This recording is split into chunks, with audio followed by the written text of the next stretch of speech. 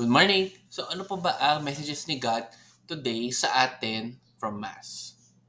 Okay, number one, respond to Jesus' call to us. So kung ano man yung mga nararamdaman natin or kung ano man yung naisip natin na tingin natin na call ni Jesus sa atin, gawin natin kasi I'm sure ililid naman tayo lagi ng Diyos sa tama.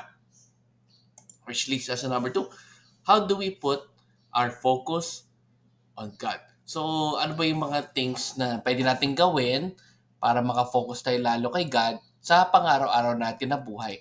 So, pag-isipan po natin iyon.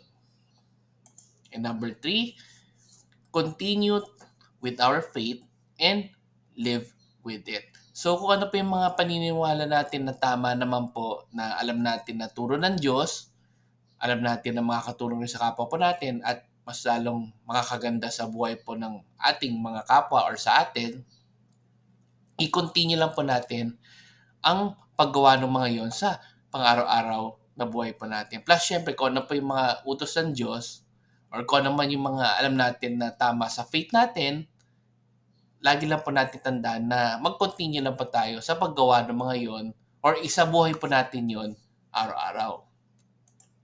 And lastly, follow His path to live a more fulfilling life. So, napaka-simple at napaka-straight to the point. As long as pina-follow natin ang path ni Jesus or kung ano po yung mga teachings niya sa atin, I'm sure lahat po tayo ay mabubuhay to live a more fulfilling life.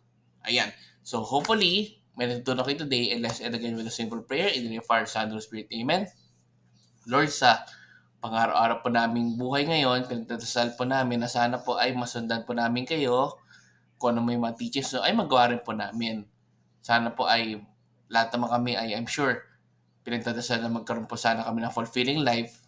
Sana po mangyari po yon sa amin. Amen. In the Father, Son, and Spirit. Amen. So good morning po again. Have a great day. God bless. And let's end again with a simple Thanksgiving prayer. Daily thank you prayer. Lord, thank you very much for all the blessings that you are giving us every day. Thank you for our food, safety, security, guidance, and all your blessings. Please avoid us getting sick from all illnesses and forgive us for all our sins. Lord, I pray that all our hopes and dreams will come true in your own time. Again, Lord, thank you for all the blessings that you have given us. Amen.